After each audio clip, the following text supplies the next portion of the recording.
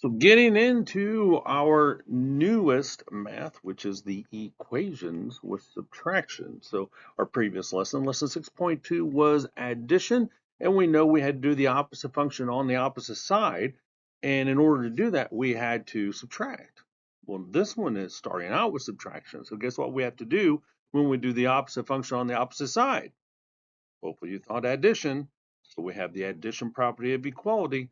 So if I do the opposite function, I add on one side, then I add on the other, and I know I'm going to get an equal amount. So once again, when we're talking about expressions and equations, expressions are math problems without an equal sign, without an answer. Math equations have an equal sign with an answer. These are algebraic equations. So that means that we're going to have to solve for a variable. So our goal is to be able to say, hey, I can use this addition property, doing the opposite function on the opposite side, to solve these one-step subtraction equations. Not a problem, right? All right. So when we start out with these math problems, then once again, we need to read the directions and read the problem and not just jump in and assume that we know what we're doing. It says Caroline gave Everly 8 beads and was left with 37 beads. Write a subtraction equation that can be used to determine the total number of beads Caroline had originally. So once again, I strongly suggest you cube your questions so you know what you have, what you're being asked to do, and what the clue words are so you know how to set it up. When I look at my numbers and labels that I'm going to circle 8 beads and 37 beads. When I underline the question that I'm being asked, it says to write a subtraction equation. And that's it. Some of you jumped right in there in the previous assignment. You solved for them, but that's not what it asked. I need to see the math equation, and that was all I was asked to do. My clue word, so I know what to do then, is I have gave, so I know if I had an amount and I gave some away, that's subtraction. And then when I'm told that I'm left with something, I know that's what it's equal to. So when I'm being asked to think about what I'm doing, then if I had an amount, I don't know what the amount was, so that has to be my variable. And then I gave 8 away, and I was left with 37. So if I use t to represent my total number of beads, as it says, then I simply plug it in as t minus 8, because I gave 8 beads away, and equals 37, because I was left with 37 of them. In the same way, when I look at this one, it says the oldest person to travel in space was John Glenn. The youngest person to fly in space was only 25 years old. At 25 years old, this is 52 years less than John Glenn's age. Write a subtraction equation that can be used to find John Glenn's age when he traveled in space. So when I circle my numbers and labels, I know that I have 25 years old for the youngest, and we have 52 years. Well, that 52 years is less than, right? So if I know that I'm being asked to write an equation, then I know less than is going to be my subtraction. And this is what is? Well, that's my equal sign. So when I look at that 52 years less than John Glenn's age is the youngest person, which is the 25, then I use my variable, which they tell me is A for age, and I know that whatever John Glenn's age was, which is A, and I'm going to take what from it? I'm going to take 52, and that's going to be equal to what? It's going to be equal to 25, which was the youngest person in space. Does that tell me how old John Glenn was? No, but I bet you can do the math to figure it out if you were asked to do so. You're not. So I want you to solve this one, come up with a math equation, come back and check with me. So hopefully you walked through it. You saw that you had an ebook that costs $14.95. You see that this is $7.55 less than the cost of the hardback version, and that you are to write a subtraction equation. So if you cubed it, then you had $14.95 of what it costs right now, and that this is $7.55 less than the cost. And I'm to write a subtraction equation. So is means it's equal to, right? Remember in your packet on your symbols, less than means subtraction. So when I do my math problem, whatever the original cost was, I'm just going to plug in C for cost. And I know I'm going to subtract $14.95. And then I know that's going to be equal to $7.55. So this is the math equation you should have come up with. Is that what you got? If not, do you know why? And if you don't know why, come and ask and we'll figure it out. But now we're going to go a step further. So I gave you a handout first thing this morning. I want you to fill this out. So I already did the addition for you. That's from lesson 6.2. Now you're going to do subtraction. You're going to fill it out in the box. So I want you to start by writing this math problem. C minus $14.95 equals $7.55. And now we're going to go through our process. Notice right underneath the subtraction where it says, I must get my variable alone. That's required. Well, how am I going to get my variable alone? We're going to do the opposite function. Then we're going to do it on the opposite side. And we're going to show step by step exactly how to do this. Please show every step in your notes that I'm teaching you. And then when you do your assignment, do every step that I am teaching you. So opposite function. Once again, when I think about my functions, I have adding, subtracting, multiplying, and dividing. And my opposites, if it's adding, then I do subtracting. If it's subtracting, then I do adding. If it's multiplying, I divide. And if I'm dividing, I multiply. So here I'm subtracting. What is the opposite of subtracting? That would be addition. So I do my step one. I see that I'm subtracting with $14.95. To get rid of it, I'm going to add $14.95. Cancel it out. Notice I've shown steps. These should be written in your notes, and this is what I expect to see on your assignment. Then I have my C and my equal sign alone, because that's what I need. Now that my variable's alone, I've done step one, and now I move on to step two. So step two is I do it now on the opposite side. What was the opposite function? Adding $14.95. So I'm going to do it on the opposite side. $14.95 is being added to $7.55. How do I add decimals? Well, I line up my decimals and I bring it down. And then I go from right to left. 5 plus 5 is what? 10. Put down my 0, carry my addition of 1. 9 and 1 is 10 plus 5 is 15. Carry my 1. 7 and 1 is 8 plus 4 is 12. Put down my 2. Carry my 1. And then 1 and 1 is 2. What is my answer though? Have to keep my dollar sign. So C is equal to $22.50. So on your note handout that I gave you, I expect you to have all of that written, shown step by step, so that you have a solid example to go back and look at. We're going to keep this paper in our math folder so we can get it out each and every time we do a lesson and as we're working on our assignments. So with that, let's look at what we're being asked to do. If I look at my inverse property, right? So once again, when they use the word inverse, it's just a big fancy word that means I want to do the opposite. So if I do my opposite, that's why I have to do the addition property of equality. I'm starting with subtraction. In order to get the answer, I have to add on the first side and then add on the opposite side. So as long as we do the same math on both sides, then our value. So we're going to practice this over and over and over again. Now it says that 32 equals x minus 7. Once again, why is that equal sign over on the left? To try to confuse you. Don't let it confuse you. It does not matter which side the equal sign is on. You can have the answer in the equal sign, or you can have the math problem in the equal sign. Just simply do the math.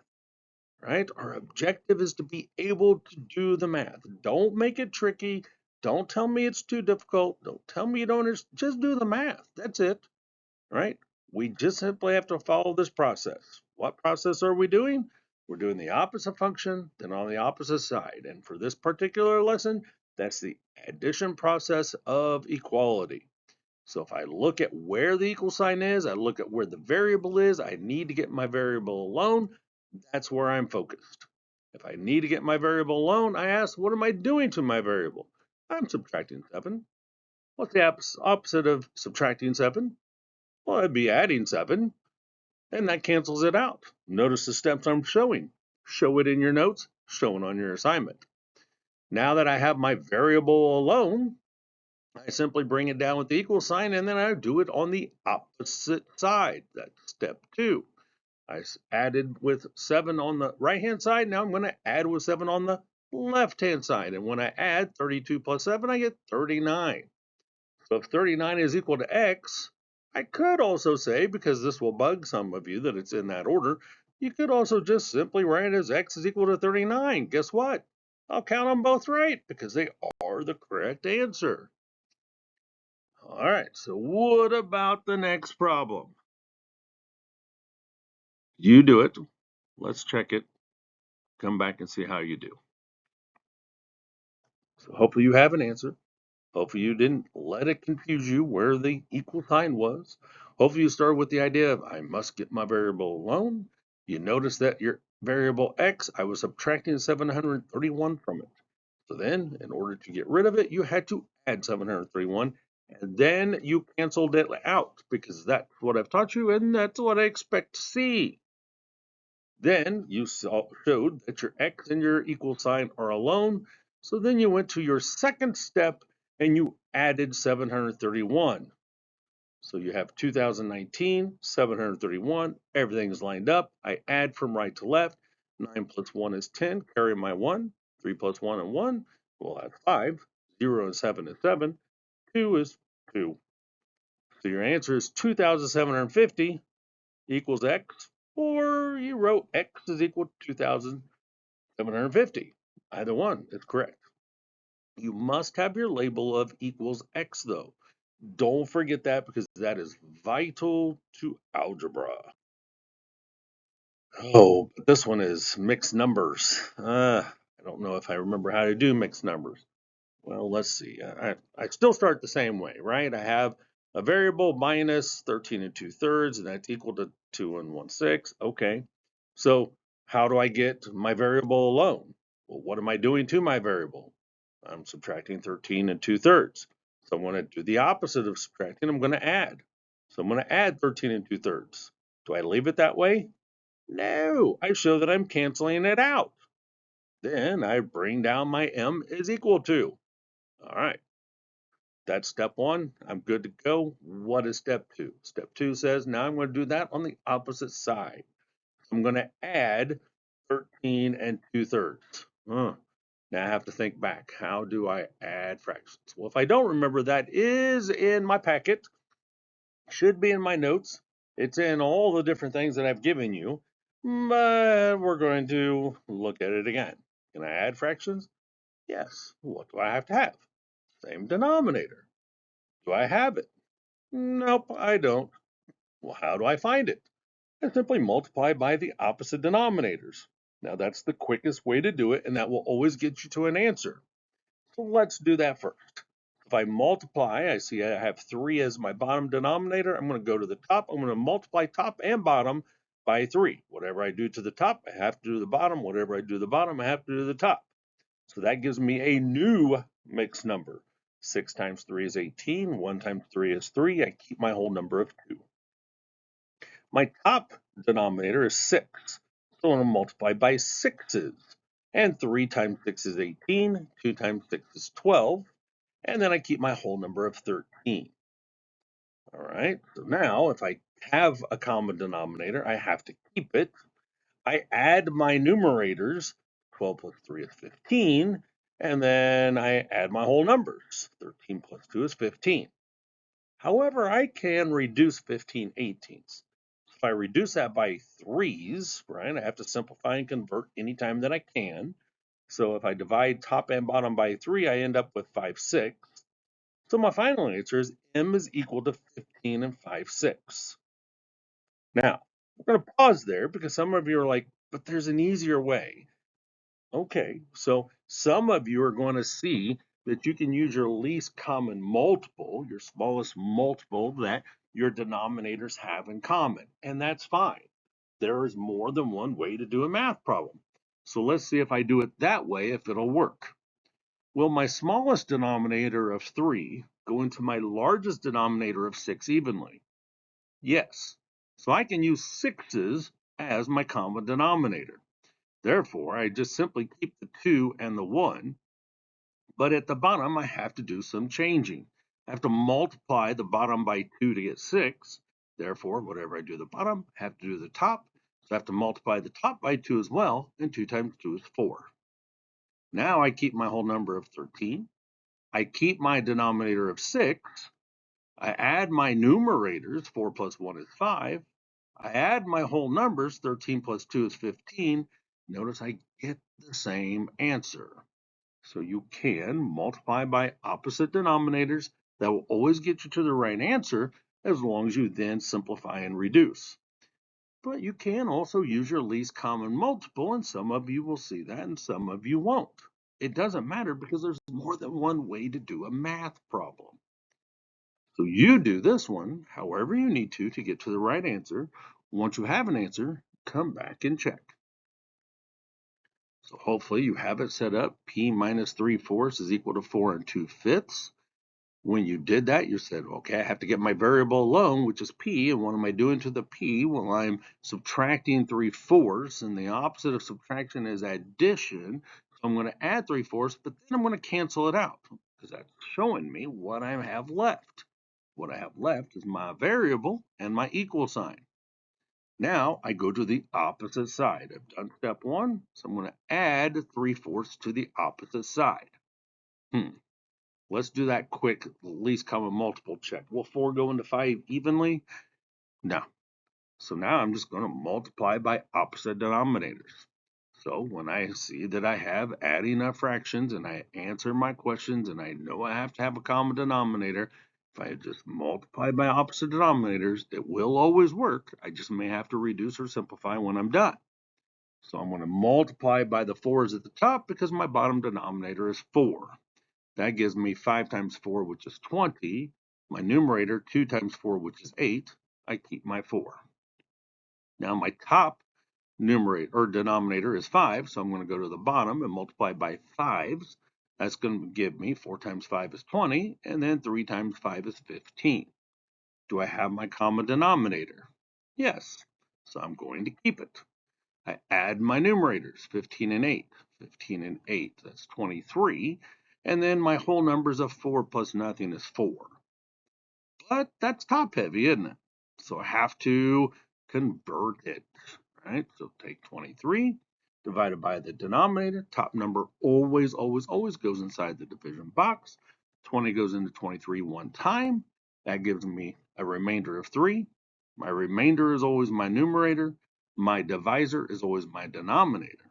So I'm going to take 1 and 3/20 and I'm going to add 4 to it.